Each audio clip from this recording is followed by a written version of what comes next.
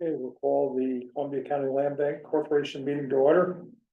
We need to do a roll call. Matt V. Murrow, Here. Ron Mott, Here. EJ Kuhler. Yep. Brenda Adams. Here. Suzette Bowie. Here. Patrice Perry. And Chris Watts. Here. That is a quorum. Okay. January minutes. Need a motion? I'll make a motion to approve as written. I'll second it. All in favor? Aye. Opposed? Carried. First item is a disposition policy. We have two different fonts operating in this policy. Yep. Yeah. Your agenda is on the top page, not only disposition, but also enforcement and compliance, freedom of information, and the other one. Yes. We can safely disregard those middle three. We passed those last meeting. Okay, I don't know why they're still on this. I had a question on the disposition policy, Yes. not completely wrong with this, but I just wanted to discuss it a little bit. Under buyer qualifications, we've got the applicant should be a resident of the county or has agreed to engage a property manager located in the county. Why are we expanding it to some outside corporation with a manager? Do we have a plan for how that works? Do we have to do that? I would assume rather give it to somebody in the county naturally. I support the county manager and the idea of the short-term rental things and stuff like that, but this is opening the door to selling it to any outside corporation. I don't know if there's other thoughts on that. If people have a way that they thought that was gonna benefit us, I don't know. No, I mean, if you. I think that there are going to be instances where we're selling properties to potentially nonprofits that have offices located outside of the county. Okay, These policies, the disposition policies in many of the land banks, they kind of walk this tightrope between what it would look like to sell a property to a nonprofit and what it would look like to sell a property to, in many cases, a first-time homeowner. okay. So it's sort of trying to have the best of both worlds. So we might sell it to a nonprofit that doesn't really exist here, and then they're gonna sell it to a resident, hopefully. Yeah. Okay, I can live with that. I just, I was trying to play it out, Unintended consequences. I like the way you're thinking. I did too, actually. And the other one, maybe Chris has an answer to this, one of the Chris's, I don't know. Under enforcement, it says if we sold a property to somebody with a development plan, the land bank would take all appropriate measures to secure the applicant's completion. I have no idea how we would have teeth in the law. Do we put a reverter clause in the deed or something to get something like that done? Yeah, land banks do. We actually, I think we passed that already. That was the enforcement and compliance that we passed last month. So Okay. that enforcement note is it's an enforcement note, which is similar to a reverter clause. Okay. Essentially, if someone says, here's my time frame for this building getting back online. Here's what the end use is going to be, and if they don't match up to it, you can essentially take the property back. We came very Okay. close to having to do that in Troy. Just someone got their tools stolen out of the building that they were renovating, blew up this timeline. But we almost had to take it back just statutorily, but we figured it out. What happens to the value of the investment? If a situation like that would arise, what happens to the value of the investment that's already taken place? So if someone's already done a bunch of work and we Yeah. have to take it, it's just lost. It becomes our value? Yeah. Okay.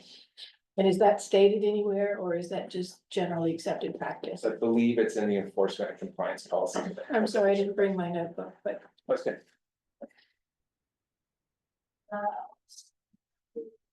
So the only change made, this came back because there was some conversation, the supervisor and I started last month. I always It's- thought so.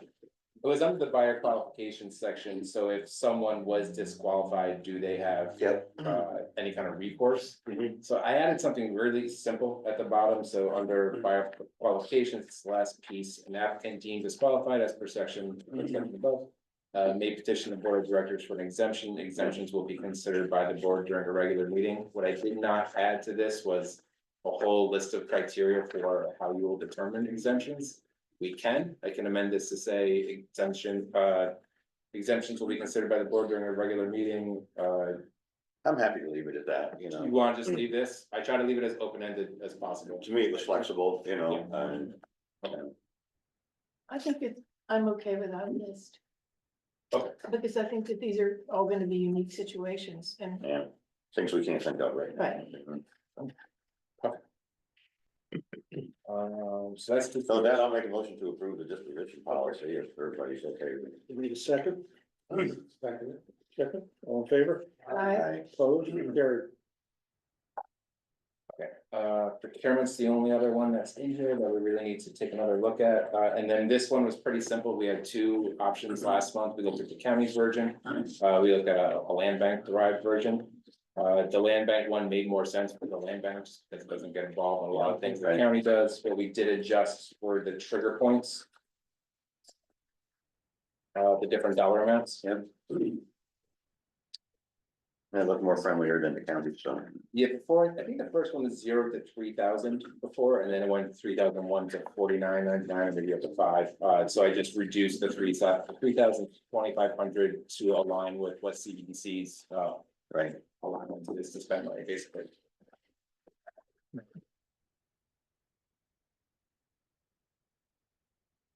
Other than that, I couldn't find too many complaints. I have a question Give you on an extra 5 section minutes. 11, Okay. is that a requirement by the state? Yes. With regards to promotion of, okay. Yeah. And We not actually just have to, promotion of local business. yeah, it's not necessarily promotion, it's just you have to make a good faith effort to try to find MWBE contractors. Okay. I've got the list because we'd have to create the list as part of a Yeah, plan. and it Become a land indicates bank, that it's not there's, very long. yeah, okay, I was just curious if that was a requirement or not. Yeah, I think it's, the state goal, I believe, is 30%. You can set your own goal, just match the states. As long as you make the effort, you can document that, hey, we didn't have any electricians that are MWB in the county, so we couldn't hire. Very difficult to document it sometimes, though. Really hard to document. There's been some some pushes to roll that back to trying to do it to what is in your area rather than a statewide level, but. Right now, I know in construction contracts, that makes it very difficult sometimes. It is what it is right now. We have to live with it. It's really hard, and I've spoken to some contractors who are either a minority or a woman. And they own their own business and they don't want to go through the process of getting Right. certified with the state. It's really onerous. And Yeah. so even if you do have those you might work with somebody who is an MWBE contractor. You know, in reality, but not according to the state. Right. we have that with Habitat quite a lot. Happens a lot.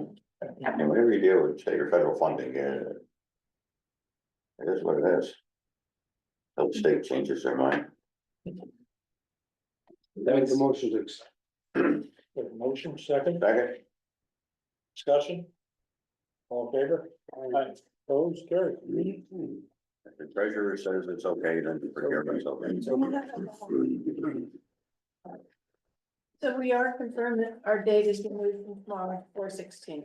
I believe I need to, I'll double check that for us, but Cause I don't Yeah, think I have any I email. didn't hear anything different, I don't think. Who was the second on the January minutes that happened really fast? Was it- Chris,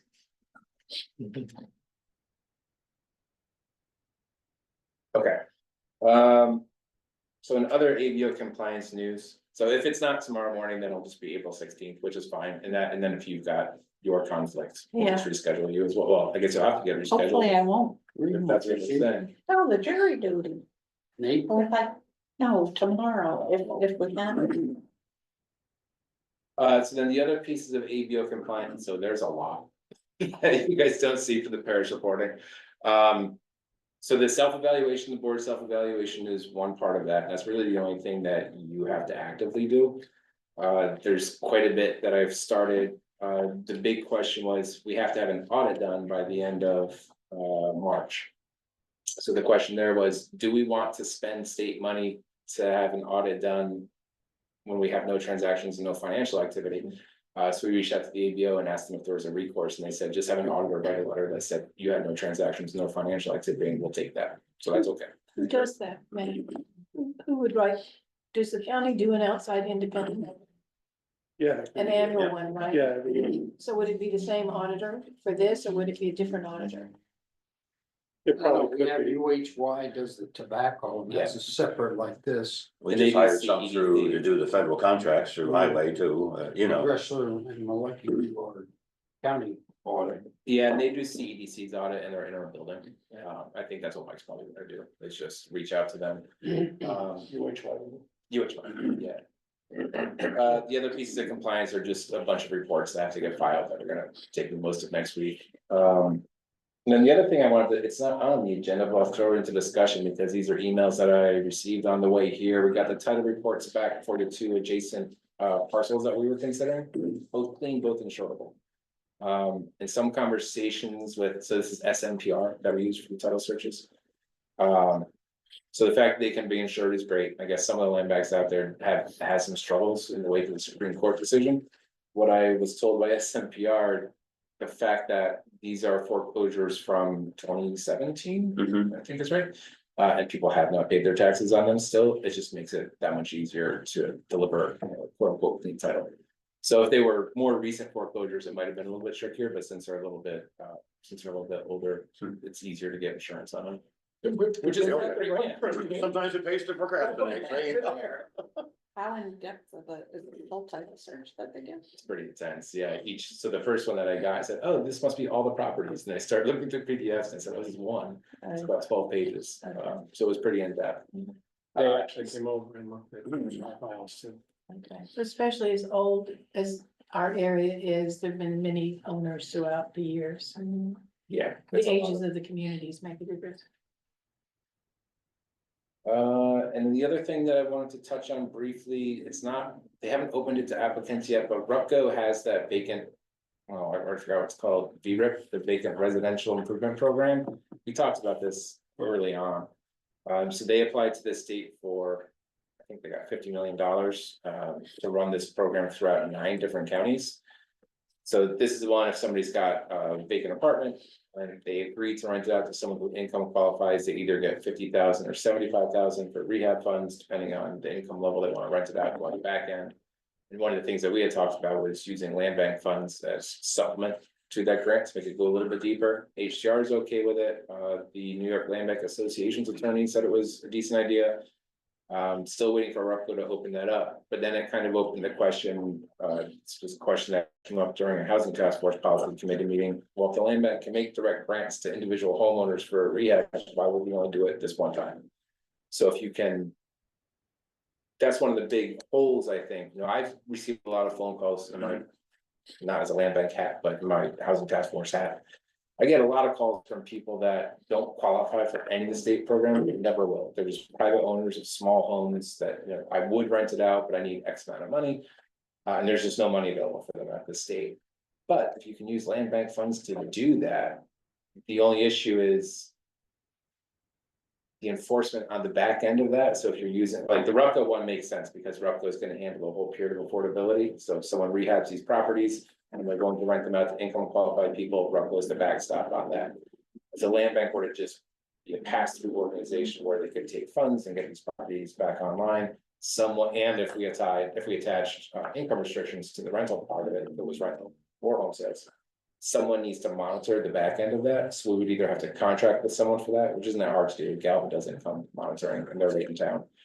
Or we have to figure out how to do it ourselves. I think it's a lot easier to just contract it. What would an average fee be for something like that? Would I it be have no a, idea. I haven't even started out. could we this conversation explore yet. that? Don't you think we need to find out what the fee structure might be if we went outside for that? To verify the verification, basically. Now, are you talking about doing this in addition to the VRIP funds? or- Yeah, that's my question. Or as a separate, I think it's a separate thing, because, you know, VRIP, could you qualify for both? well, I don't think we do it both, because almost all of the land bank funds that we request as part of the capital grant are going to go towards acquisition. And then this VRIP program is going to eat up a lot of that money. I think I don't think you're gonna have any money left to just go do funding. Yeah, But we don't could have get, that but much. we could plan to apply for this funding for next year for that purpose, right? yes, and we could actually apply for more. Because we're only applying for the first level, which is up to 500,000. We could apply for more next year if we wanted to, if it goes well, that'd be like the way it works out. And what was I can't remember, what was the source I know the state's distributing the BRIP funding, but what was the original source? Is it federal funding or state funding? I don't believe that's defederalized because there's no prevailing wage or anything involved in it. Okay, And what you're suggesting is that we find somebody who wants to fix up and improve a property. And loan them money towards that. Yeah, it could be a loan or grant, we can go along. Yeah. Great to get some of the money back. But there are a lot of folks, there are some programs at the state that folks could qualify for. There's something called SARDI, it's the Small Rental Development Initiative. But statewide, when they do fund it at the state level, it gets about $7 million for the entire state. So it's really difficult to put a project together that gets their attention.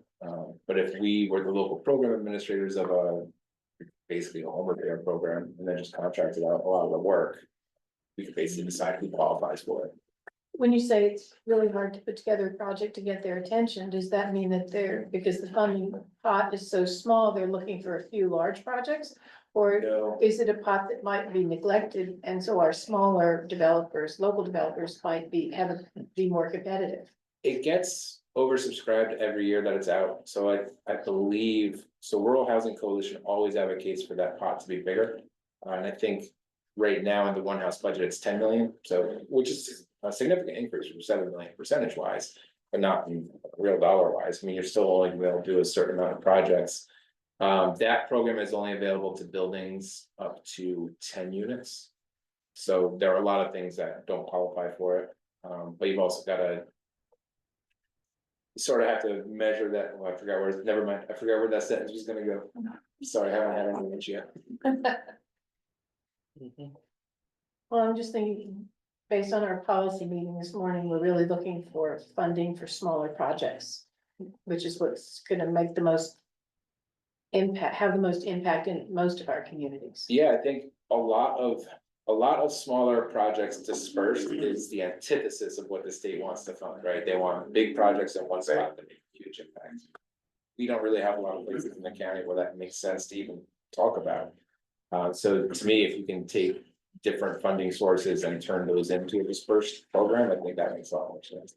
How can we use any of these funds? And Randy, you might know better with the mortgage structure, but what I used to run into is. Young local folks that wanna buy a home and they would buy a fixer upper because they're a contractor, but the bank won't give them a mortgage because it's not perfect. So the bank encourages you to go buy a brand new home, but yet we have young contractors that would buy a fixer upper. But it's not good enough shape. Is there a way that we could help? People like that with this money to get young contractors, I call them contractors, but handy people, into a home that they would then fix up and take care of and improve. Because there's a lot of homes on the market, well, I don't say a lot of homes, but I mean, there's homes on the market that you can't get a young buyer into, because the bank won't qualify you for a mortgage. Yeah, and there's 203 home construction loans. Those are interesting vehicles, and I don't see a lot of people take advantage of them. I don't have firsthand experience with it. I don't know what role the land bank can play there. Yeah. That's, you're starting to get like really, I know, yeah, just but it's a great question. seeing a hole and just. It wouldn't necessarily need to be the homeowner either. They could hire somebody to do the work as long as. But I think, they do it with the grant. I think to your point though, is because they don't have the equity in the home, should the potential buyer default on the loan, there's Right. not enough equity in the building or the property to cover the loan. Yeah. That's the, Well, the original mortgage, but if we're giving a grant or a loan to fix those up, right, you mean they don't have enough equity initially? to do it? Yes. Initially, right. Yeah, I guess to get the basically, financing. the question is, at what dollar amount do you value the bank's uncertainty, right? And can we fill that gap? Well, and I think certainly with Habitat, it was their track record, so they would lend based on track record. But I think there's also, I think that's an interesting question. And I don't know if I'm assuming that still exists, but I haven't really explored it with, but I know. Over time, there's been people that, I would buy that, but I can't, and maybe, the bank wants them to have $10,000 worth of work done instantly, and you can't do it, that's where I see. Another thing you run into on the lower end, so today I saw a property, I don't know how long it's been for sale, but $60,000 in Clobbery, it was not too terribly far away, but it needs a lot of work. With $60,000, most banks won't write mortgages for $60,000. Right. They might do Was it it, a mobile home? no, it's a Oh. multifamily home, it's like. Can't you 40 get million? another loan? If it's not a mortgage, is there another kind of loan you could get? I mean, you could do the construction loan, which is, it's a mortgage and a rehab loan tied together. I think that's a tough. But then it's at 10% interest, you know? See, I've got a lot of lists that try and they're just not, they're not easy to get. No, and I get this, some of the reporting requirements, I guess, are really, they're an obstacle, especially for folks that are, like a young couple that just wants to rehab a house, and they don't sign up for this thing, you don't know what you're getting into, you almost need like a nonprofit person to kind of. Right. walk them through it. I don't know what's happening at USDA, obviously, from day to day, but the USDA had a home repair program, and all of Columbia County is in the USDA region. So you could either, and that's where we were going for, below market rate interest, was through USDA's, I think it was the 502 program or something. All of our homeowners were getting loans through that program. But some of the other habitats in surrounding counties had relationships with their bank, like the Ulster Habitat had special relationships. So if Ulster sponsored a home repair with the bank, then sometimes the bank would work collectively. We've never reached out, I don't think, to the Bank of Greene County to see if we could tailor a local or custom program for our residents. Might be something we could do. I mean, I think many of our towns in Bank of Greene County, and the county's in Bank of Greene County, so we have some leverage with that. I think we're in the Bank of Greene County. So, You still see that, Chris, with mortgages, so people struggle to get a mortgage because the house isn't up to snuff, you know? Yeah, And then it's the investors that are buying it. Right. They've got, and cash, you can do it, you know, and, cash and track record. yeah. right. Well, I mean, the investors, it's the economy's a scale job right now, they can afford to take losses here. But again, our goal is to try and help get people, you know, local people in their homes, that would be nice, but. Yeah, the big problem with, maybe not a big problem, a problem with the suggestion. Bank of Greene County doesn't get many loan applications right now because their interest rates are higher. Right. So it'd have to be something where we would be able to somehow target the buyers and recommend to the buyers, you should, I don't know how that would happen. Or maybe there's certain realtors or certain properties where you say you market it towards a potential buyer. Or maybe their board of directors would do a pilot program at a lower interest rate Yeah. for these kinds of projects, which is what I think happened in Ulster. Okay. And I think there's also some community road credits, not, what do they call it, not CRAs, what is it when the bank gets community credits for, and maybe special terms associated Right. with doing work in this arena. Yeah, There's something to investigate And there. it's not the CRA? I'm not sure, I've been out of this now for 6 years, so it's not, it's in the back, my brain back there somewhere. But I think it'd be worth just having a conversation with them to see, I mean, maybe they're not interested in this market at all. I don't know, I've got 2 young couples that are gonna be going through a mortgage application with them in the next couple of weeks, so I could follow that and see what they're doing. And the other reason I say that, I'm not, I like working with them a lot. I've had a few people where I've kind of, I mean, they're a small bank, so they're easy to deal with. So I've had a few clients that have said, you know, here are a couple of other alternatives other than the big banks. And immediately, no, we already checked their interest rates too high. It's not that, I'm not saying that they're not a great bank to do business with. I'm just saying that that's the perception of here. You know, when I first wanted to do a construction line of credit for Habitat, I went to we had 6 banks in the county at that point, and they all told me that they didn't do construction lines of credit for not-for-profits. Hmm. And then I ran into the vice president of one of the banks, and he said, he said, you look so glum, and I said, well, I just lost my last shot at a construction line of credit, and he said, what do you mean? So he invited me in, we had a conversation with 2 other people, I just hadn't met with the right person. Right. So I think if we could find the right person and also, maybe understand really what we're asking for, what would be useful, that we might find some help. But again, this may not be their preferred line of business. I don't know how much of their business is mortgage. Do you? I mean, I should know that I get their annual report every year, but I don't remember. But in Ulster County, they consciously crafted a program because it was important to them to support housing in the community. So I have some clarity. The training. Mm. Brenda. Chris, I think you're still on for tomorrow. When Kelly told me that everybody was moved, she meant the tobacco securitization Okay, people.